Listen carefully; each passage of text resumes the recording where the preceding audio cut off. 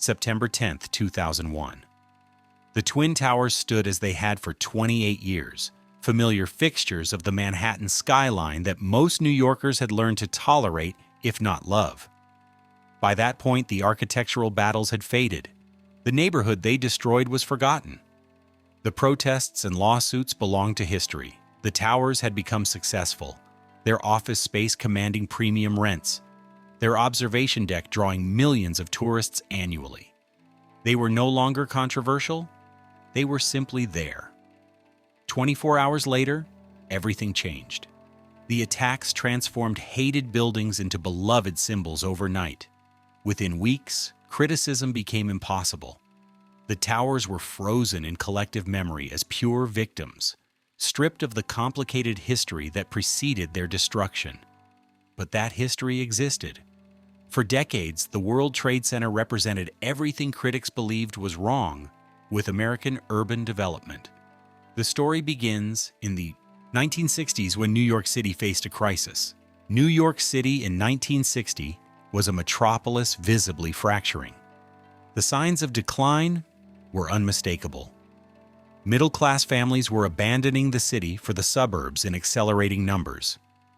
White flight, which had begun after World War II, showed no signs of slowing. The interstate highway system made commuting from New Jersey, Westchester, and Long Island increasingly practical. Families with generational roots were trading apartments for split-level homes with yards and garages. The tax base was eroding. Manufacturing jobs were vanishing. Factories that had employed thousands were closing or relocating to states with lower costs and weaker unions. The garment district was shrinking. The Brooklyn waterfront, once alive with longshoremen and cargo operations, was falling silent as shipping migrated to New Jersey ports with modern container facilities. Lower Manhattan felt the crisis most intensely. The financial district became a ghost town after business hours. During the day, banks and brokerage houses conducted transactions in aging buildings. By 6 p.m, the streets were deserted. The neighborhood had virtually no residential population. Restaurants closed after dinner hour. Office buildings from the 1920s and 30s lacked air conditioning. Their elevators were slow. The floor plates were too small for modern corporate operations, requiring large open spaces for typing pools and administrative staff.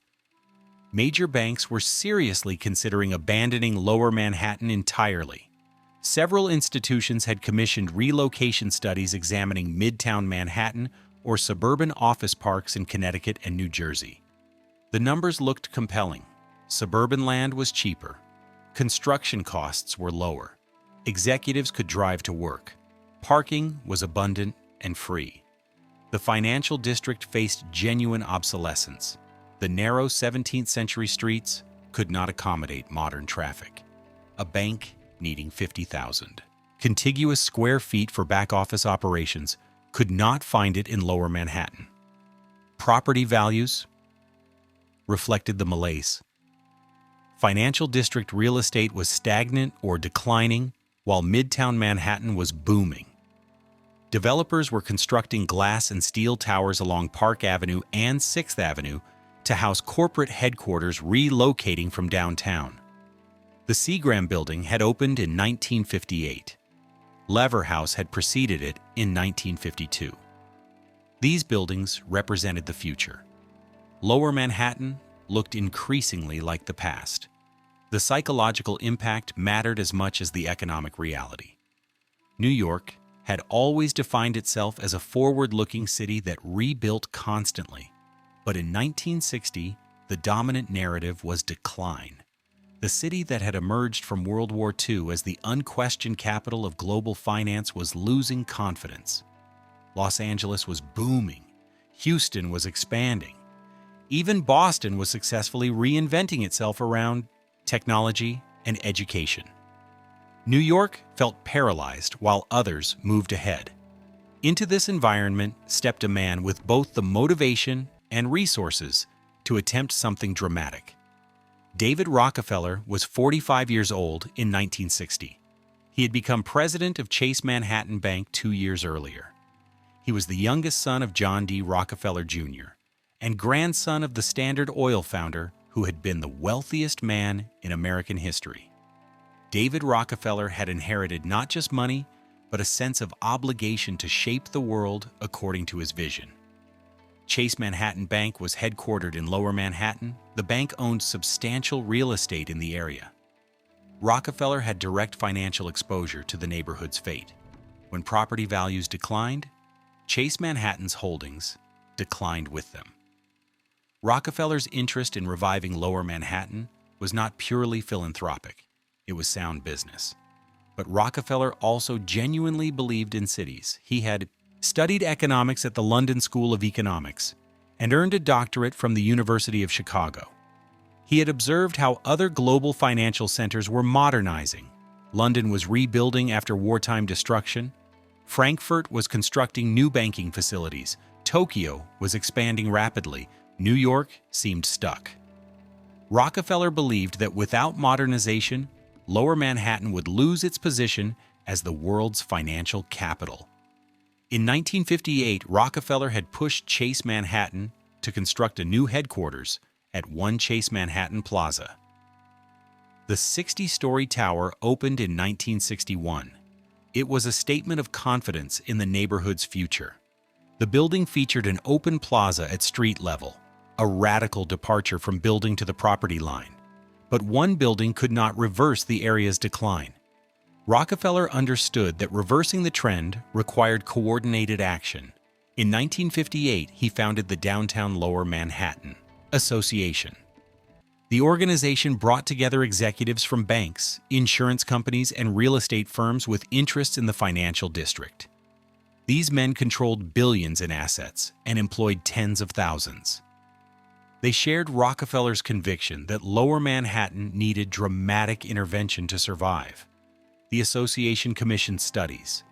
Urban planners and economists analyzed the neighborhood's problems. The reports confirmed what everyone already knew. Lower Manhattan needed more modern office space, better transportation infrastructure, and reasons for people to remain after business hours. It needed a catalyst project large enough to signal that the neighborhood had a future. The association's vision was comprehensive. They proposed new subway connections, a revitalized waterfront, residential development, and most importantly, a massive office complex. The centerpiece would be the World Trade Center. The concept was not entirely new. The idea of creating a dedicated facility for international trade had been discussed since the 1940s. A centralized complex with exhibition space and offices for import-export companies would facilitate commerce and strengthen New York's position in global trade. Several proposals had been floated and abandoned. None moved forward because the economics did not work, and no entity had the authority or resources to execute the vision. Rockefeller and his associates needed a partner with unique capabilities. They needed an organization that could assemble large parcels through eminent domain, access capital independent of private financing, and move forward despite political opposition without being subject to city zoning laws. They found all these capabilities in the Port Authority of New York and New Jersey. The Port Authority had been created in 1921 as a bi-state agency to coordinate transportation infrastructure. The agency was governed by a compact between New York and New Jersey, approved by both state legislatures and ratified by Congress. This unusual structure gave the Port Authority extraordinary powers. It operated independently of city and state governments. It could issue bonds backed by toll revenue. It could condemn private property through eminent domain. It was exempt from local zoning and building codes. It paid no property taxes. The Port Authority had built the George Washington Bridge, the Lincoln Tunnel, and the Holland Tunnel. It operated 3 major airports and ran marine terminals and bus stations. It was one of the most powerful government agencies in the country, yet operated with minimal public accountability. The agency's executive director, Austin Tobin, had led the organization since 1942 and transformed it into an empire. Tobin was 59 in 1960. He was known for his imperious management style and conviction that the Port Authority knew better than elected officials what the region needed.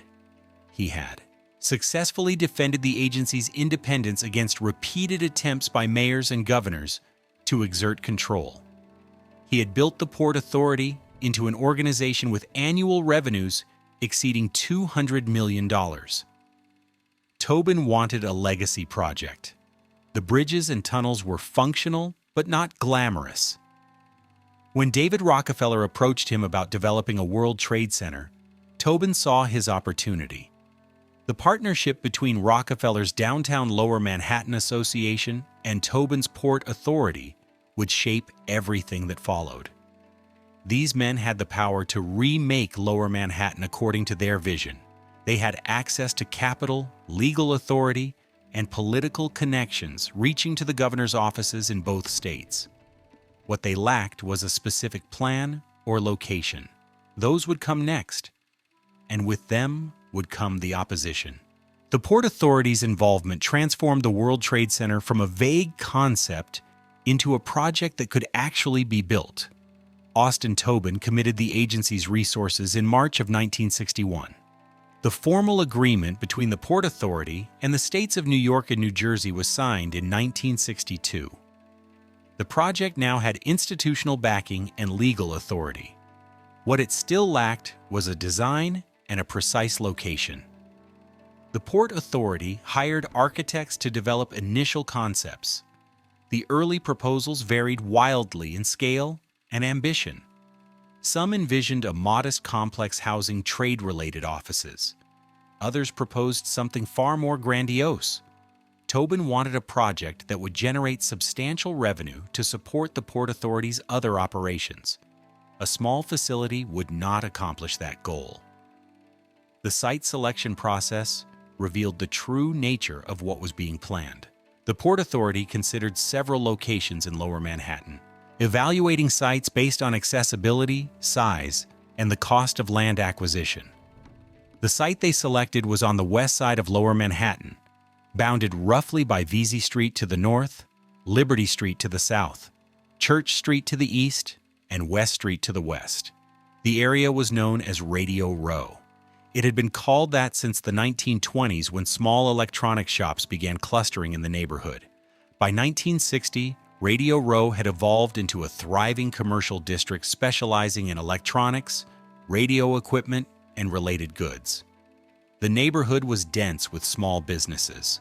Family-owned shops occupied ground-floor storefronts in aging buildings. Many of the proprietors were immigrants or the children of immigrants who had built successful enterprises through long hours and personal service. The shops sold radios, televisions, stereo equipment, electronic components, and surplus military electronics. Electronics hobbyists, ham radio operators, and professional technicians came to Radio Row because they could not find what they needed anywhere else. The Port Authority's own surveys counted 323 commercial tenants in the area targeted for demolition. The businesses employed approximately 30,000 people when you included shop owners, employees, and workers in small manufacturing operations occupying upper floors. These were not struggling businesses. Most were profitable. Many had been operating in the same location for decades. The buildings themselves were unremarkable. Most dated from the late 19th or early 20th century. They were brick structures between 4 and 8 stories tall, with utilitarian architecture. The Port Authority viewed them as obsolete structures occupying valuable land that could be put to higher use. The Port Authority's calculus was straightforward. The agency could acquire the land through eminent domain, paying owners fair market value. The total cost of land. Acquisition was estimated at approximately $60 million. Once cleared, the Port Authority could construct a massive office complex that would generate rental income for decades. The numbers appeared to work. What the Port Authority did not fully account for was the human dimension. The business owners and workers in Radio Row were people with established lives, customer relationships, and community ties. Many shop owners had worked in the same location for 20 or 30 years. Their customers knew where to find them. Moving to a different neighborhood meant starting over. The Port Authority needed an architect who could translate Tobin's ambitions into actual buildings. The agency chose Minoru Yamasaki. The decision was announced in September of 1962. Yamasaki was 49 years old, based in Detroit, and known for buildings that combined modernist principles with decorative elements. His work included the Lambert St. Louis Airport Terminal, which featured soaring concrete shells and elegant arches. Yamasaki was not a New York architect. He approached the project with fresh eyes and no preconceptions about what should or should not be built in the financial district. The Port Authority gave him extraordinary freedom. They wanted something dramatic that would make a statement. They wanted the largest office complex in the world. Yamasaki began sketching concepts. His early designs featured clusters of buildings of varying heights. The Port Authority pushed him to think bigger. Tobin wanted maximum office space and buildings tall enough to be visible from anywhere in the metropolitan area. The breakthrough came when Yamasaki proposed twin towers, two identical 110-story towers rising side by side. Each tower would be 1,350 feet tall, making them the tallest buildings in the world, surpassing the Empire State Building by 100 feet. The towers would contain 10 million square feet of office space, more than any other office complex on Earth. The design was audacious, unprecedented, and exactly what Tobin wanted. The structural engineering required innovation. Buildings that tall presented challenges that had never been solved before. Yamasaki partnered with structural engineer Leslie Robertson and the firm Worthington, Skilling, Hele, and Jackson. Together, they developed a tube design where the exterior walls would carry most of the building's weight. Closely spaced steel columns around the perimeter would create a load-bearing facade. This approach maximized interior floor space because fewer columns were needed inside. It also created the distinctive appearance that would define the towers. The tube design had another advantage. It was economical. Using the exterior walls as the primary structure reduced the amount of steel required compared to a traditional skeleton frame. The initial cost estimate was $280 million for the entire complex. This figure was preliminary and would rise substantially as design details were finalized. The design was presented to the public in January of 1964. Architectural renderings showed two gleaming towers rising above Lower Manhattan, their facades catching sunlight. The Port Authority's press materials emphasized the economic benefits. The project would create thousands of construction jobs, provide modern office space for 50,000 workers, and strengthen New York's position as a global financial center. The Port Authority framed the World Trade Center as a public good, an investment in the city's future. The business community largely supported the project. David Rockefeller and the Downtown Lower Manhattan Association had been advocating for exactly this kind of intervention. Real estate developers saw opportunities. Construction unions anticipated years of work.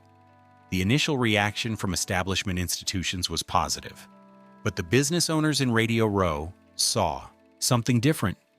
They saw their neighborhood being sacrificed for a project they had not asked for. They saw the Port Authority, an unelected agency, using government power to seize private property for the benefit of future corporate tenants.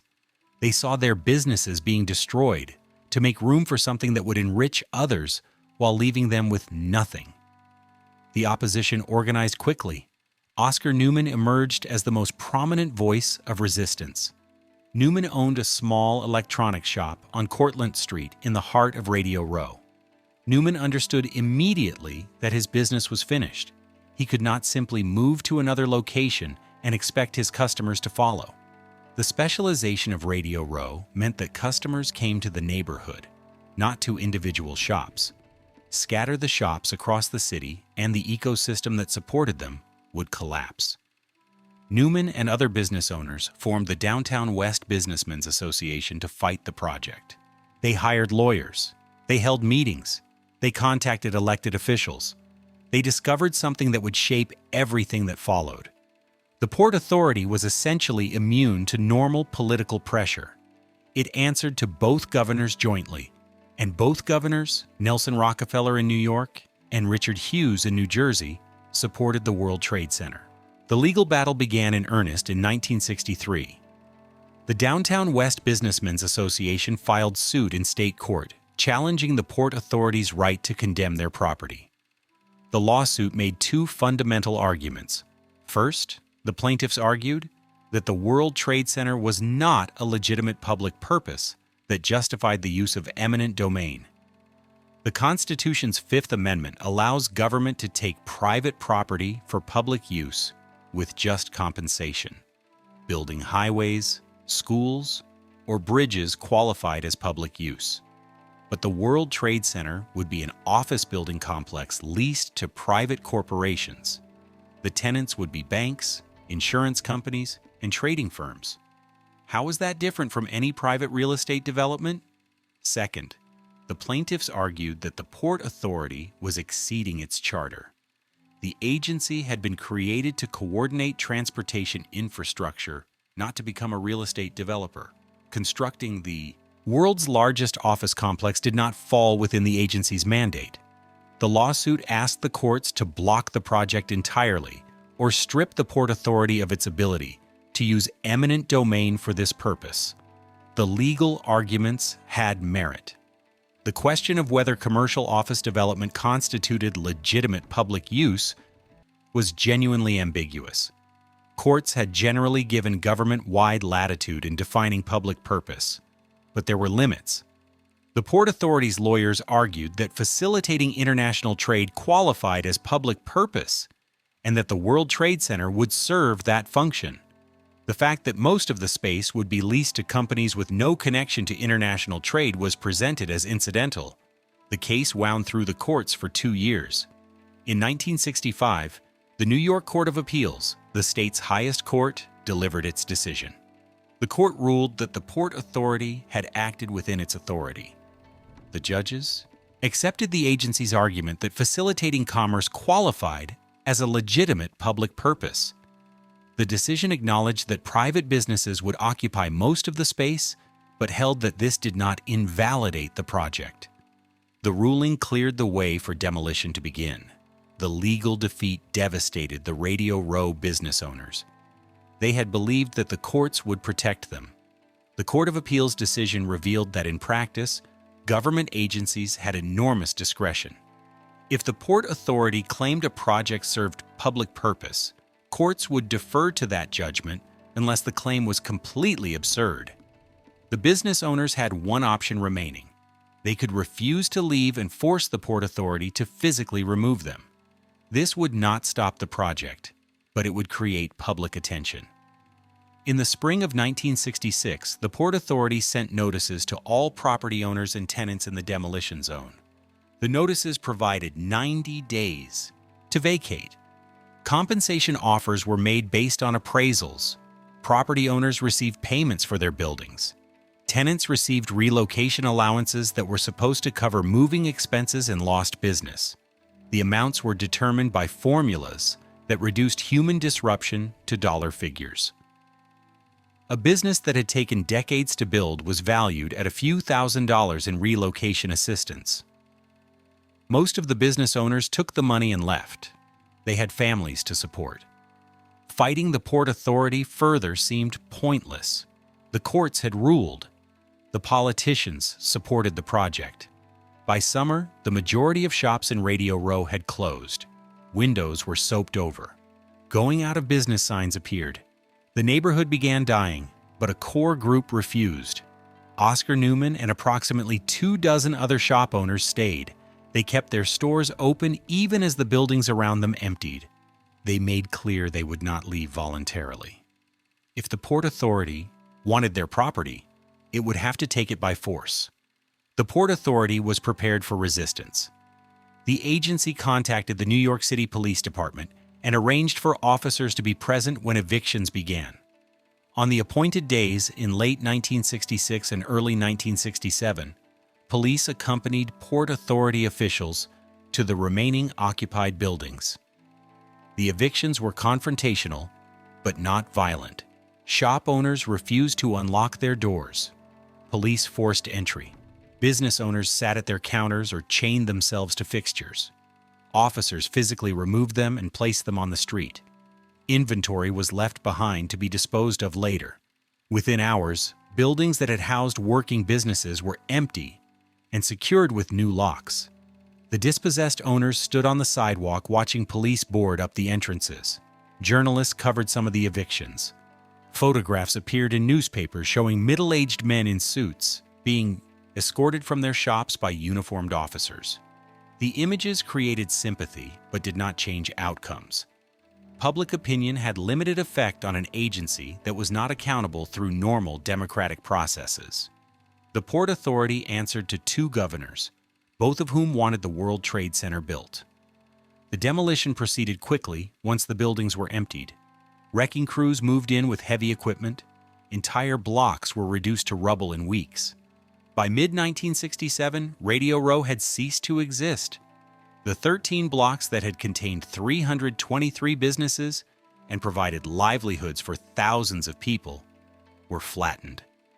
The destruction of Radio Row became symbolic of everything critics disliked about post-war urban renewal. Small businesses owned by working-class families had been obliterated to make room for office towers that would serve corporations and wealthy professionals. The Port Authority had wielded government power to benefit private interests while claiming to serve the public good. The process had been fundamentally undemocratic. The people whose lives were disrupted had no meaningful voice in the decision. The Radio Row story attracted the attention of urban planners and activists questioning the assumptions underlying urban renewal projects across the country. Jane Jacobs, whose book The Death and Life of Great American Cities had been published in 1961, had argued that top-down planning projects destroyed the organic communities that made cities livable. Radio Row was exactly the kind of neighborhood Jacobs believed should be protected rather than demolished. The architectural community also began expressing concerns about the World Trade Center. Critics had not paid much attention during the planning phase. But as construction began and the final designs became public, architects started voicing objections. Louis Mumford, the architecture critic and urban theorist, published a scathing essay about the towers in The New Yorker. He called them a manifestation of purposeless gigantism and technological exhibitionism. Mumford argued that building the tallest towers in the world served no function beyond ego gratification. The project represented everything wrong with modern architecture, the belief that bigger was inherently better. Mumford described the towers as filing cabinets for people, structures that would process humans like industrial inputs rather than environments designed for human flourishing. Ada Louise Huxtable, the architecture critic for the New York Times, was more measured but equally skeptical. She acknowledged that Lower Manhattan needed new office space, but she questioned whether twin 110-story towers were the right solution. The scale was unprecedented. Dropping 50,000 office workers into a 16-acre site would overwhelm the surrounding streets and transportation systems. The towers would create wind tunnel effects that would make the ground-level experience unpleasant. Huxtable's most pointed criticism addressed the tower's relationship to human scale. Architecture should make people feel something other than insignificant. The Twin Towers would be so tall and so massive that no individual could comprehend them from ground level. The design prioritized efficiency and maximum floor area over creating places where people would want to spend time. The criticism reflected a broader shift in architectural thinking occurring in the mid-1960s. The modernist certainty that had dominated architecture since the 1920s was weakening. Cities that had embraced modernist planning principles were discovering that high-rise towers often created sterile environments. But the architectural criticism came too late to affect the World Trade Center. The Port Authority had committed to the project. Construction contracts had been signed, demolition was complete. Changing course would mean absorbing losses of tens of millions of dollars and admitting that the agency had made a mistake. Austin Tobin was not going to do that. The project would move forward regardless of what critics said. The excavation for the World Trade Center began in August of 1966 and immediately presented challenges that would define the construction process. The site sat on landfill that extended into the Hudson River. Manhattan's western edge had been gradually pushed westward over centuries as debris and fill were dumped into the water to create new land. The soil beneath Radio Row was unstable. Bedrock lay more than 70 feet below street level in most places. Building the tallest towers in the world on this foundation required engineering solutions that had never been attempted before. The excavation needed to go down 7 stories below street level to reach bedrock and create space for the underground infrastructure that would support the towers. This meant removing more than 1.2 million cubic yards of earth and debris. But the proximity to the Hudson River created a problem. Dig too deep without protection, and the hole would flood with river water seeping through the soil. The solution was a slurry wall, a technique borrowed from subway construction but never attempted at this scale. Crews dug a trench 3 feet wide and 70 feet deep around the entire perimeter of the site. As they dug, they pumped a mixture of water and bentonite clay into the trench. The slurry prevented the trench walls from collapsing and blocked water infiltration. Once a section reached bedrock, crews lowered steel reinforcement cages into the slurry and poured concrete. The concrete displaced the slurry and hardened into a permanent wall. Section by section, the construction team built an underground barrier that would hold back both earth and water. The slurry wall took more than a year to complete. It extended 70 feet below street level and 15 feet into bedrock. The wall was 3 feet thick and lined with 152 panels. When excavation began inside the protected perimeter, pumps removed groundwater that seeped through joints between panels. The technique worked. The dirt removed from the site needed to go somewhere. The Port Authority solved this problem by creating new land. The excavated material was dumped into the Hudson River south of the construction site. Over several years, the fill extended Manhattan's shoreline westward by 700 feet. This new land eventually became Battery Park City, a residential and commercial development that added 92 acres to Lower Manhattan. The World Trade Center project literally expanded the island.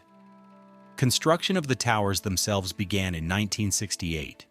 The structural system used a tube design where closely spaced steel columns around the building perimeter carried most of the weight. The columns were placed 22 inches apart, creating narrow windows between them. Each tower had 240 perimeter columns, 59 on each face. The columns were prefabricated in sections and bolted together as the building rose. Interior. Columns supported the core where elevators, stairs, and mechanical systems were located. Between the perimeter tube and the interior core, long steel trusses spanned 60 feet without intermediate support. This created column-free office space that could be configured flexibly for different tenants. The construction schedule was aggressive. Steel erection proceeded at a pace of 1 floor every 3 days during peak periods. Multiple cranes lifted components into place while iron workers bolted connections.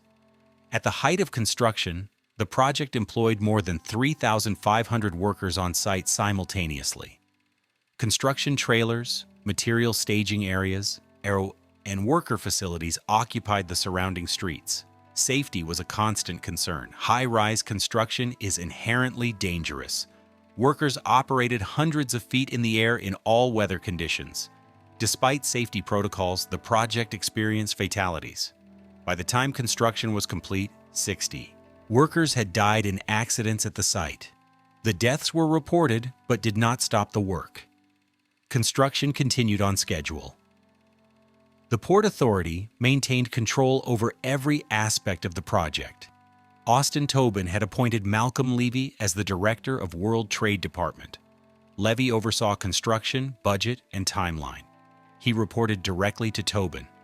The organizational structure ensured that decisions were made quickly without the committees and approvals that slowed government projects. The cost estimates that had started at $280 million in 1962 escalated rapidly. By 1970, with construction well underway, the total projected cost exceeded $650 million. The increases reflected design changes, inflation, and unanticipated complications. Steel prices had risen, labor costs had increased, the slurry wall and foundation work had proven more expensive than initial estimates. The Port Authority absorbed the overruns by issuing additional bonds. The agency's toll revenue from bridges and tunnels provided the backing for debt service. The escalating costs drew criticism from New York politicians who argued that the money could have been spent on housing, schools, or transportation infrastructure that benefited ordinary New Yorkers rather than providing office space for corporations. The Port Authority's response was that the World Trade Center would generate rental income that would repay the bonds and eventually produce profits. Whether the financial projections were realistic remained to be seen. As the towers rose above the lower Manhattan skyline, they became impossible to ignore. By 1970, the steel skeletons had climbed to 50 stories and continued upward. The structures were visible from across the metropolitan region. They were becoming part of the city's image even before they were complete. The visibility generated renewed architectural criticism. As the towers approached their final height, the repetitive facade became apparent. From a distance, the buildings looked like graph paper, identical floor after identical floor, stacked 110 high. The narrow windows reinforced the vertical emphasis but created a sense of monotony. Critics compared the towers unfavorably to earlier New York skyscrapers like the Empire State Building and the Chrysler Building, which had distinctive tops, setbacks, and decorative elements. The Twin Towers had none of that. They were pure function expressed as form, vertical containers for office space with no concession to aesthetics beyond the engineering requirements. The impact on the neighborhood was becoming clear before construction was even finished. The massive footprint blocked views and disrupted wind patterns. Streets that had been sunny became permanently shaded. The plaza spaces at the base remained empty concrete expanses because nothing could grow in the perpetual shadow. The surrounding blocks experienced increased traffic and congestion as construction vehicles and workers overwhelmed infrastructure. Local businesses that had survived the initial demolition discovered that construction disrupted their operations. Access to buildings was blocked by barriers.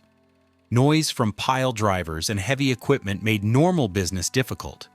The years of construction felt endless. Shop owners who had hoped the World Trade Center would bring customers instead found that most people avoided the area entirely. Lower Manhattan became a construction zone that felt dangerous and unpleasant. The Port Authority's relationship with community groups remained adversarial. Residents who tried to raise concerns about noise, dust, or traffic were told the project served a greater good. The agency had legal immunity that insulated it from most local regulations. Building codes, zoning laws, and environmental reviews that applied to private developers did not apply to the Port Authority in the same way. By 1972, the exterior facades were nearly complete. Curtain walls of aluminum and glass covered the steel skeletons. The towers had reached their full height of 1,350 feet and 110 stories. They were the tallest buildings in the world, though the Sears Tower in Chicago would surpass them within a year. The buildings were approaching completion. The final cost exceeded $900 million, more than 3 times the original estimate. Adjusted for inflation, That figure represented approximately $6 billion in current terms. The World Trade Center was among the most expensive construction projects ever undertaken. The Port Authority's bonds carried the debt. The agency's financial stability now depended on filling the 10 million square feet of office space with tenants who would pay rent sufficient to cover debt service, operations, and maintenance. Finding those tenants would prove more difficult than anyone anticipated. The North Tower officially opened on December 23, 1970, though construction was still ongoing. The ribbon-cutting ceremony featured New York Governor Nelson Rockefeller and New Jersey Governor William Cahill. Speeches emphasized the towers as symbols of international commerce and New York's continued dominance in global finance. Austin Tobin, the Port Authority executive director, who had driven the project for nearly a decade, stood beside the governors accepting recognition for delivering the world's largest office complex. The ceremony projected confidence. The reality behind the public celebration was considerably less optimistic. The Port Authority could not find tenants. The towers opened into a severe recession and a glutted office market. New York's economy had weakened substantially between the project's conception in the early 1960s and its completion in the early 1970s. The financial services industry was consolidating. Banks were cutting staff. Wall Street was struggling. The companies that the Port Authority had expected would compete for space were instead downsizing or leaving New York entirely. The vacancy rate told the story. When the North Tower opened, less than half its space had been leased. The Port Authority had projected that corporate tenants would eagerly sign long-term leases for modern office space in the world's tallest buildings. Instead, prospective tenants looked at the rental rates, looked at vacant space available elsewhere in Manhattan at lower prices, and chose other options. The Port Authority was asking premium rents for unproven buildings in a neighborhood that most companies considered inconvenient. The location worked against the towers. Midtown Manhattan had established itself as the preferred address for corporate headquarters. Grand Central Terminal and Penn Station provided excellent transportation access. Restaurants, hotels, and cultural amenities surrounded Midtown. Office buildings. Lower Manhattan offered none of those advantages. The financial district emptied after business hours. Restaurant options were limited. The neighborhood felt isolated. The buildings themselves presented problems. The innovative tube design that had made construction economical created uncomfortable working environments. The narrow windows, spaced just 22 inches apart with wide steel columns between them, made the offices feel confining. Employees sitting more than 15 feet from the exterior wall had limited natural light. Air quality issues emerged because the windows were sealed, and ventilation depended entirely on mechanical systems. The elevators generated complaints immediately. Moving 50,000 people vertically through 110 floors required a complex system that divided the building into zones. Passengers took express elevators to sky lobbies on the 44th and 78th floors, then transferred to local elevators serving specific floor ranges. The system was efficient in theory, but frustrating in practice. Getting from the ground floor to an upper floor office could require 2 or 3 elevator rides with waits at each transfer point. The commute from street to desk could take 20 minutes. The wind created additional problems. The towers stood 1,350 feet tall with minimal setbacks. On windy days, the building swayed noticeably. Workers on upper floors could feel the motion. Papers shifted on desks, coffee sloshed in cups. The sway was within safety margins, but contributed to the sense that the towers were uncomfortable places to work. The plaza at the base became a wind tunnel. Air currents accelerated as they funneled between the massive buildings. On blustery days, walking across the plaza was difficult. Wind gusts knocked people off balance. The plaza was supposed to serve as public space where office workers could gather. Instead, people hurried across as quickly as possible, seeking shelter. The Port Authority faced a crisis. The agency had borrowed more than $900 million to construct the towers. Bond covenants required the Port Authority to maintain sufficient revenue to cover debt service. The financial model had assumed that rental income would provide a substantial portion of that revenue. With vast amounts of unleased space, that assumption was failing. The agency responded by filling the towers with its own operations. The Port Authority moved its headquarters into the North Tower. The agency then pressured state and local government entities to relocate to the World Trade Center. New York state agencies were encouraged to move offices from other locations to the towers. Some private companies with relationships to the Port Authority were persuaded to sign leases. The tactics worked to reduce the visible vacancy rate, but did not solve the underlying problem. The Port Authority was essentially leasing space to itself and to organizations that had little choice but to comply.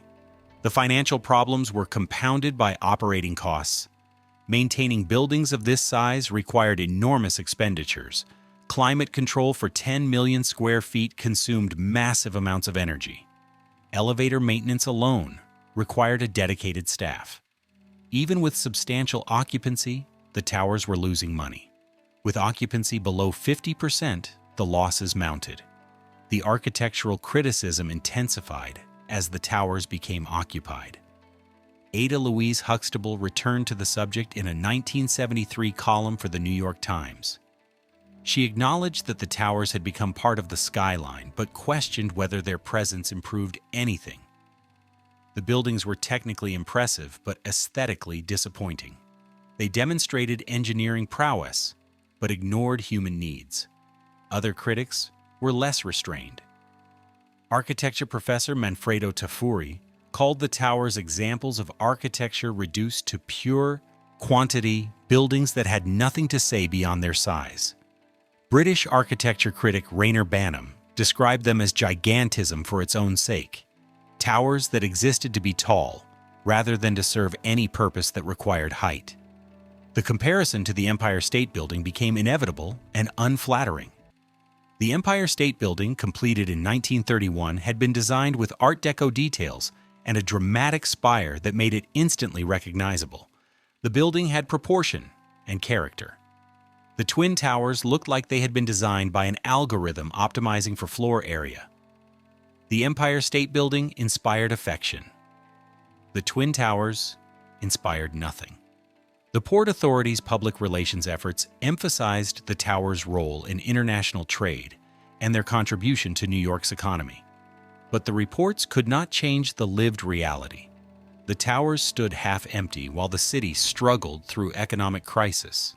The buildings that were supposed to signal Lower Manhattan's revival instead became symbols of institutional hubris and poor planning. The South Tower officially opened in 1972, adding another 4.5 million square feet of vacant space to an already glutted market. Occupancy improved slowly, but remained well below the levels needed for the project to break even financially. By 1973, with both towers complete and operational, the World Trade Center had become a financial albatross for the Port Authority. The agency's other operations, particularly the bridges and tunnels that generated reliable toll revenue, subsidized the towers. Without those cross-subsidies, the World Trade Center would have defaulted on its bonds. The timing could not have been worse. New York City was sliding toward fiscal crisis. The national economy entered recession in 1973 following the OPEC oil embargo. Unemployment rose. Inflation accelerated. Companies were cutting costs rather than expanding. Office space demand collapsed. The vacancy rate across Lower Manhattan exceeded 20%. The Twin Towers contributed to the problem by adding millions of square feet of supply to a market with shrinking demand. The buildings became convenient targets for critics of urban development policy. The World Trade Center represented everything that skeptics believed was wrong with top-down planning. Unelected bureaucrats had seized private property, demolished a functioning neighborhood, borrowed nearly $1 billion, and constructed buildings that nobody wanted to occupy. The project had been justified as serving the public interest, Yet the public was now subsidizing empty towers. The promised economic benefits had not materialized. The towers stood as monuments to miscalculation. The fiscal crisis that had been building in New York City for years finally erupted in 1975. The city government faced bankruptcy. Decades of spending beyond its means, combined with the flight of middle-class taxpayers to the suburbs and the loss of manufacturing jobs, had created a budget gap that could not be closed. Banks refused to roll over the city's short-term debt. Without access to credit, New York could not meet its payroll or pay for basic services. The crisis became national news as the city teetered on the edge of default. President Gerald Ford initially refused federal assistance.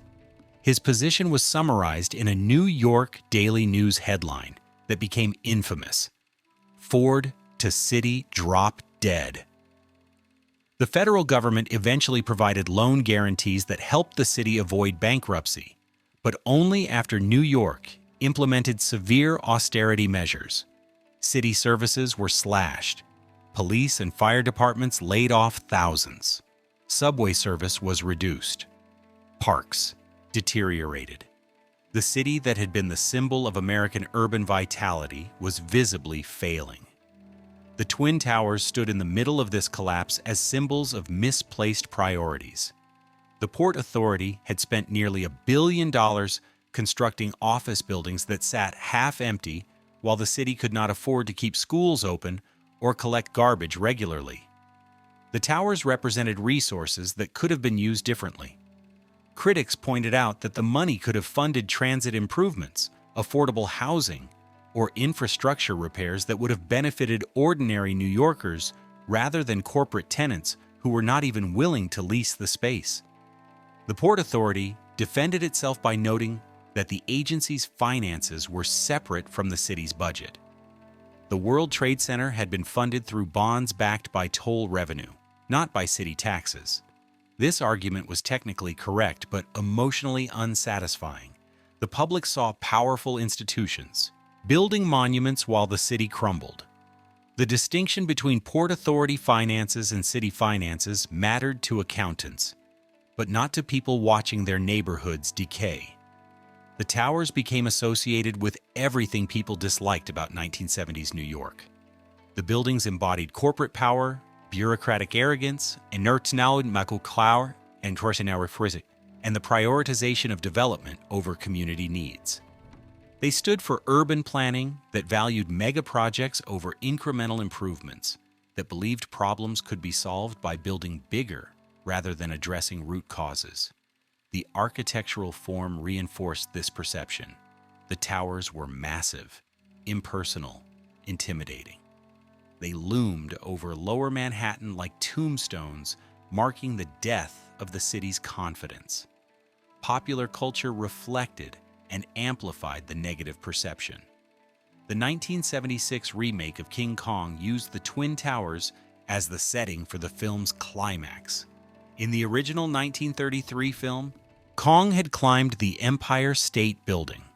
Updating the story meant moving the action to the new tallest buildings.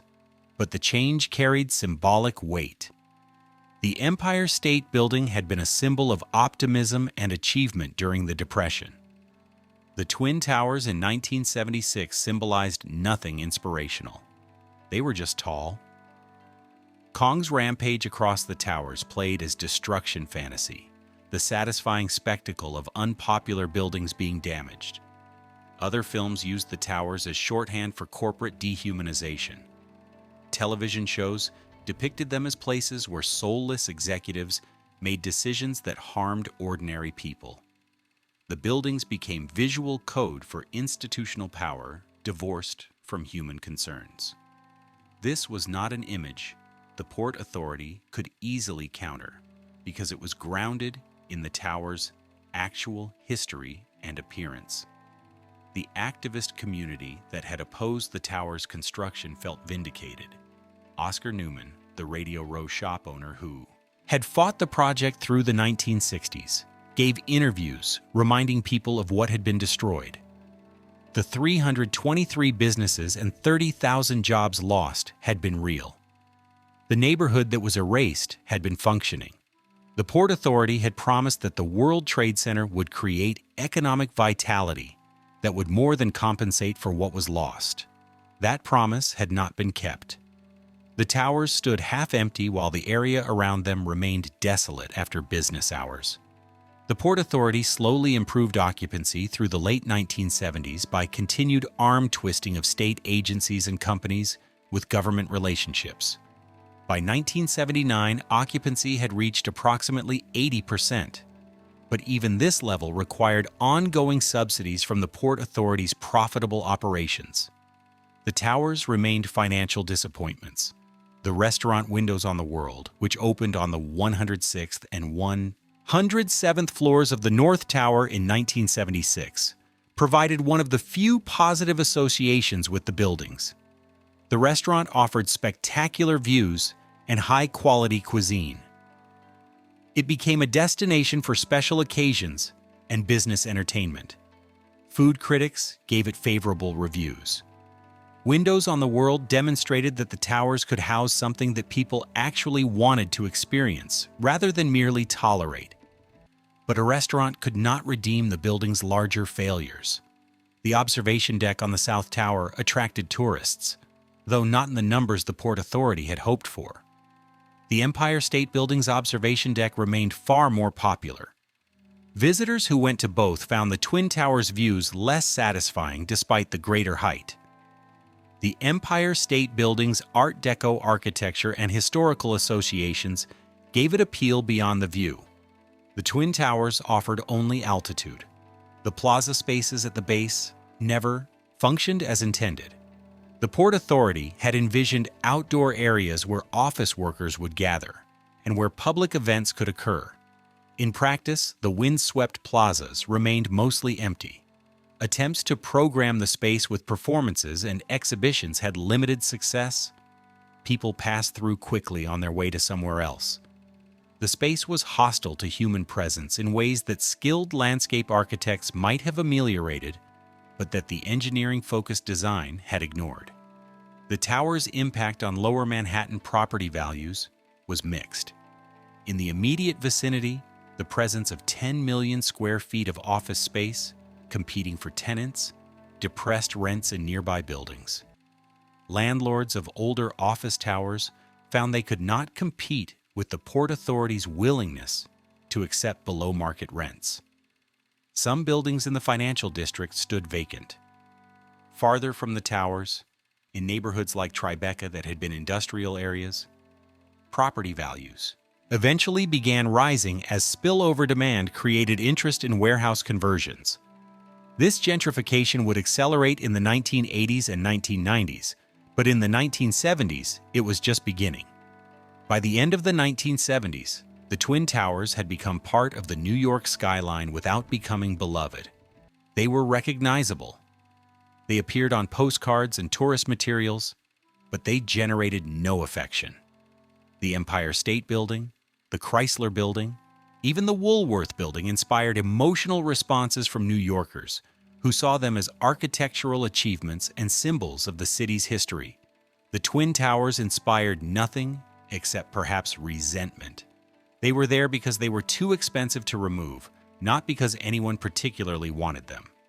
The decade had been brutal for New York. The city had experienced fiscal crisis, rising crime, population loss, and declining prestige. The Twin Towers had opened at the beginning of this decline and had come to symbolize it. They stood for hubris, for the belief that technocratic solutions could fix complex urban problems, for the disconnection between powerful institutions and the communities they claimed to serve. As the 1980s began, nothing suggested that this perception would change. The 1980s brought economic recovery to New York, and with it, a gradual rehabilitation of the Twin Towers' reputation. The transformation was not sudden or dramatic. It occurred through accumulation of small changes that eventually shifted public perception. The buildings that had opened into recession and urban crisis now stood in a city regaining confidence and economic vitality. The national economy rebounded after the severe recession of the early 1980s. Interest rates declined, corporate profits increased. The financial services industry entered a period of explosive growth. Wall Street firms expanded aggressively. Investment banks, brokerage houses, and law firms that served the financial sector all needed more office space. The vacancy crisis that had plagued Lower Manhattan through the 1970s reversed. By the mid-1980s, quality office space in the financial district was in demand. The Twin Towers benefited directly from this shift. The Port Authority finally had companies voluntarily seeking to lease space rather than requiring coercion. Major financial firms signed long-term leases for entire floors. The buildings that had stood half-empty for a decade approached full occupancy. By 1985, Valpresti, Aufroska et, both towers were more than 95% leased. The Port Authority's financial projections, which had seemed absurdly optimistic in 1973, were finally being realized. The rental income transformed the World Trade Center from a financial burden into a profitable asset. The Port Authority could point to operating surpluses rather than deficits. The bonds that had financed construction were being serviced comfortably. The project that critics had called a catastrophic mistake was generating the returns that Austin Tobin had promised 2 decades earlier. The vindication came too late for Tobin himself, who had died in 1978, but it vindicated his belief that Lower Manhattan could be revived through large-scale intervention. The economic success changed how people talked about the towers. The buildings were no longer symbols of waste and hubris. They were anchors of a thriving financial district. The office workers who filled the towers each morning represented high-paying jobs that generated tax revenue and supported businesses throughout the area. Restaurants, shops, and services opened to serve the growing workforce.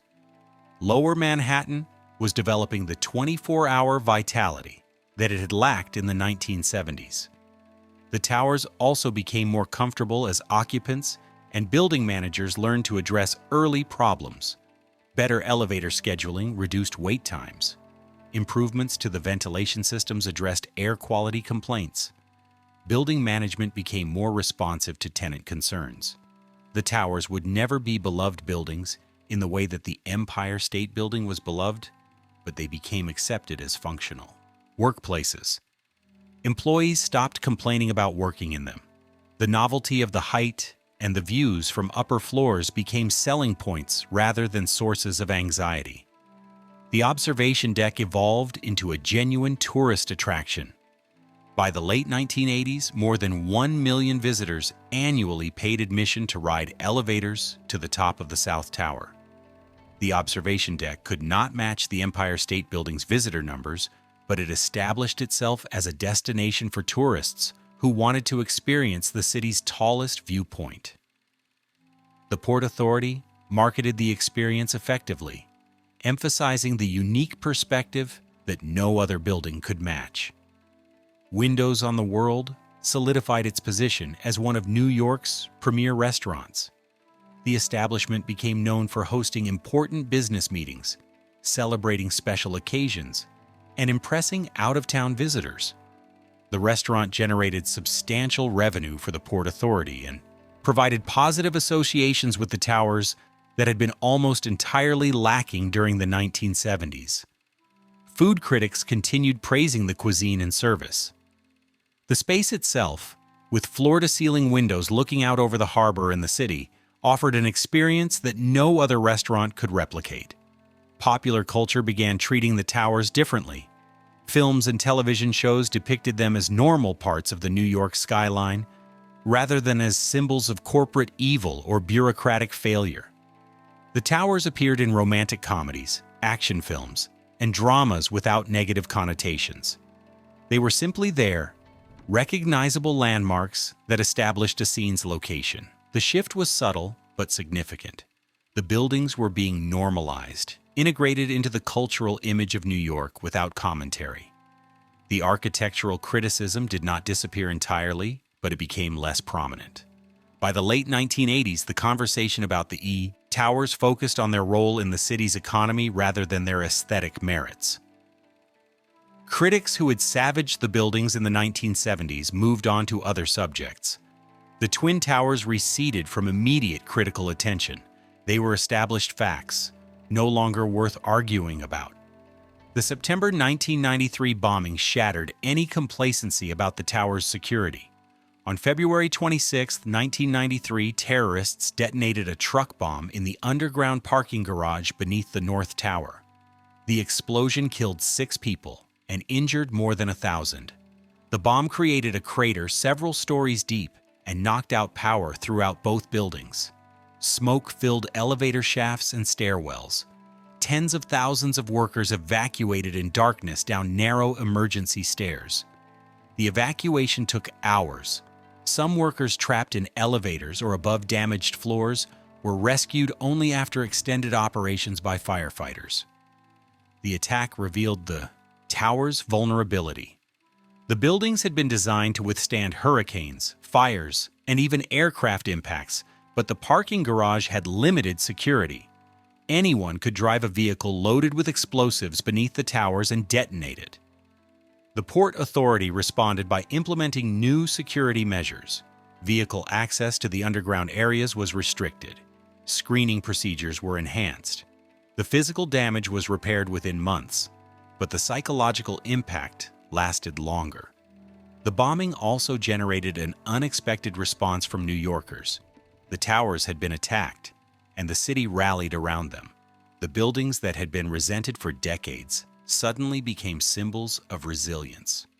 Workers returned to their offices within weeks, demonstrating that terrorism would not drive them away. The Port Authority published statements about the tower's structural integrity and safety. The message was clear: the buildings would not be defeated by violence. The incident foreshadowed threats that few people fully understood in 1993. The bombers had intended to topple one tower into the other, killing tens of thousands. The plan had failed because the bomb, though powerful, was not positioned optimally and was not large enough to compromise the tower's structural supports. Investigators discovered that the attack had been carefully planned by terrorists with international connections. The World Trade Center had been targeted specifically because it symbolized American economic power. The response to the bombing established a narrative about the towers that would intensify over the following years. They were no longer just office buildings. They were symbols of American capitalism and global influence. The fact that terrorists had targeted them for destruction made them important in ways that transcended architecture or urban planning. The buildings represented something larger than themselves. The financial district continued thriving through the 1990s. The dot-com boom brought technology companies to Lower Manhattan. Financial services firms expanded further. The towers maintained full occupancy throughout the decade. Rental rates increased substantially as demand for space exceeded availability. The Port Authority could command premium prices that reflected both the building's prestige and the scarcity of comparable space in Lower Manhattan. The towers appeared increasingly in marketing materials for New York tourism and business promotion. The distinctive twin silhouettes became iconic, instantly recognizable worldwide. The skyline view featuring the towers defined New York visually in ways that no single building could. Postcards, posters, and advertisements used the towers as shorthand for the city itself. The buildings had achieved what architects call landmark status, the quality of being so distinctive and prominent that they become synonymous with their location. By 2000, the transformation was complete. The towers that New York had hated for decades were now embraced as symbols of the city's recovery and prosperity. The buildings represented the financial sector's dominance, the city's renewal after the crisis of the 1970s, and New York's position as a global capital. The architecture was still repetitive, and the scale was still overwhelming, but these qualities no longer mattered. The towers had proven their worth through economic success and through survival of the 1993 attack. The people who remembered Radio Row were aging. The battles over eminent domain belonged to history. The architectural criticism from Louis Mumford and Ada Louise Huxtable felt dated. products of an earlier era when modernism was still being contested. The towers stood as facts that no longer required justification. They were there. They worked. They generated revenue. They employed tens of thousands. They attracted tourists. They defined the skyline. In the summer of 2001, the World Trade Center was approaching its 30th anniversary. The buildings had finally achieved acceptance after 3 decades of controversy, failure, and gradual rehabilitation. The hatred had been replaced by familiarity, then by acceptance, and finally by something approaching civic pride. The towers had become what their creators had always claimed they would be, essential components of New York's economic infrastructure and symbols of the city's importance. No one could have predicted that in 3 months everything would change forever. September 11, 2001 began as an ordinary Tuesday morning. Workers arrived at the World Trade Center as they had thousands of times before. Elevators carried them to offices throughout both towers. Coffee was poured. Computers were turned on. The towers hummed with the routine activity of approximately 50,000 people beginning their workday in buildings that had finally proven themselves after 3 decades of controversy. At 8:46 a.m., American Airlines Flight 11 struck the North Tower between the 93rd and 99th floors. The Boeing 767 was traveling at approximately 465 miles per hour. The impact severed elevator cables, destroyed stairwells, and ignited thousands of gallons of jet fuel. Everyone on the aircraft died instantly. Everyone on floors above the impact zone was trapped. Debris rained onto the streets below. Smoke poured from the gash in the tower's north face. At 9:03 a.m., United Airlines Flight 175 struck the South Tower between the 77th and 85th floors. The second impact removed any doubt that the events were accidental. The towers were under attack. Thousands of people in both buildings began evacuating down emergency stairwells. Some workers on floors below the impact zones made it out. No one above the impact zones in either tower survived. The stairwells and elevators had been destroyed by the aircraft or were impassable due to fire and debris. At 9:59 a.m., the South Tower collapsed. The building that had stood for 28 years fell in approximately 10 seconds. The collapse began at the floors where the aircraft had struck. The weight of the floors above the impact zone, no longer supported by the damaged steel structure, fell onto the floors below. Each floor's collapse added mass and momentum. The entire building came down, floor after floor, pancaking in a cascade that generated a massive dust cloud that swept through lower Manhattan streets. Everyone still inside the South Tower died. Hundreds of first responders who had entered the building were killed. At 10:28 a.m., the North Tower collapsed in the same manner. The building had burned for 102 minutes. The fires had weakened the steel structure beyond its capacity to bear the building's weight. The collapse was similar to the South Tower's destruction, a progressive failure that brought down all 110 stories in seconds. Everyone still inside died. More first responders were killed. The towers that had taken 4 years to build and 28 years to gain acceptance were destroyed in less than 2 hours. The site became Ground Zero, a term borrowed from nuclear warfare to describe the point of maximum destruction. The 16-acre plot that had once held Radio Row, then the Twin Towers, was now a pile of twisted steel and pulverized concrete. The debris burned for months. The death toll reached 2,753 people, including office workers, visitors, and 343 firefighters and 71 law enforcement officers. The attacks transformed the Twin Towers from controversial buildings into sacred symbols overnight. The criticism that had defined the towers for 3 decades was erased from public memory. The architectural debates became irrelevant. The economic struggles of the 1970s were forgotten. The destruction of Radio Row ceased to be mentioned.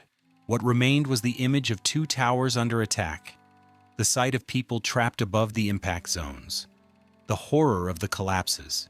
The buildings became defined entirely by how they were destroyed and by the people who died inside them.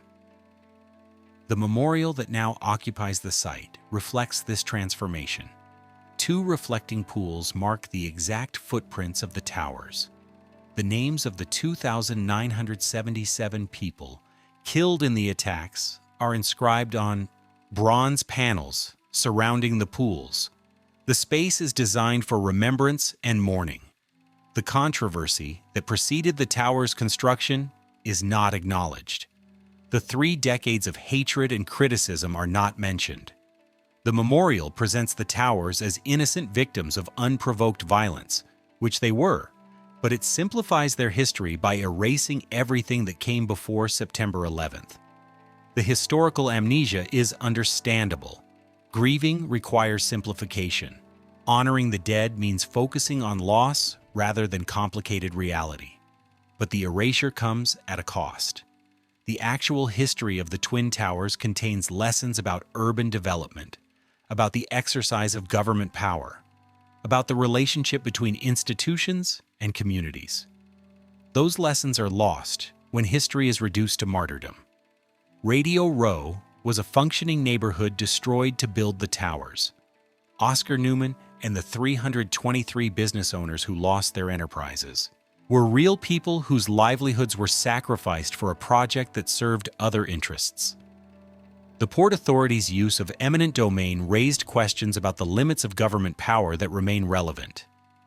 The destruction of the neighborhood to build the towers and the towers' subsequent destruction in the attacks are both tragedies. They do not cancel each other out. The architectural criticism was legitimate. The towers were repetitive, overwhelming in scale, and indifferent to human needs at street level. The plaza spaces were hostile. The buildings created wind tunnel effects. These were design failures. Acknowledging these failures does not disrespect the people who died in the buildings. It respects the truth about what the buildings were. The financial struggles were real. The towers opened into recession and stood half-empty for years. The Port Authority used cross-subsidies from toll revenue to keep the project solvent.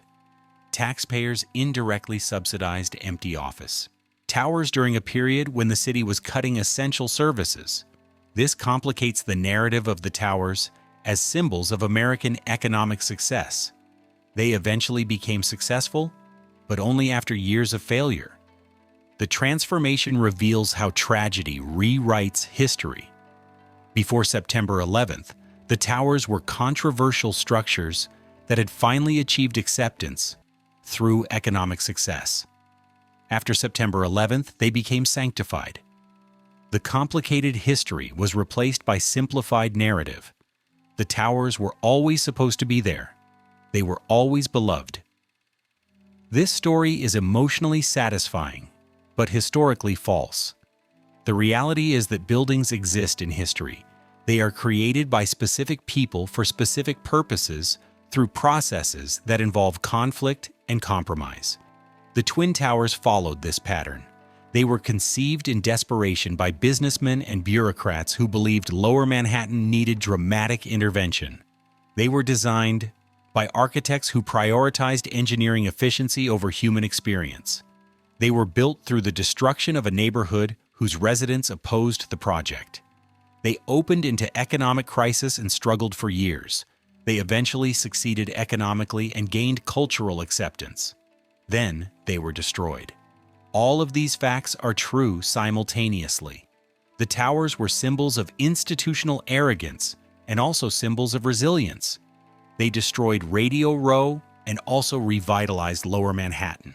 They were badly designed buildings that became iconic landmarks. They were hated and then accepted, and then destroyed, and then sanctified. History is complicated. Tragedy does not eliminate that complexity even when remembering it seems to require simplification. The memorial pools at Ground Zero are beautiful and appropriate. They provide space for grief and remembrance. They honor the dead. But somewhere in that remembrance, there should be acknowledgement of the fuller history. Oscar Newman, who fought the tower's construction and lost his business to eminent domain, deserves to be remembered alongside the victims of September 11th. The Radio Row merchants, who were displaced, deserve recognition. The architectural critics who pointed out the tower's failures were right. The buildings that became sacred through tragedy were built through controversy and lived through decades of criticism before redemption came through disaster. The story of the Twin Towers is the story of how power shapes cities, how institutional decisions affect communities, how buildings become symbols that mean different things at different times. It is a story about the hubris of mega projects and the unpredictability of history. It is a story about how tragedy transforms meaning. Understanding this history does not diminish the loss of September 11th. It enriches our understanding of what was lost and why it mattered. The towers were never simple symbols. They were complicated buildings with complicated histories. That complexity deserves remembering.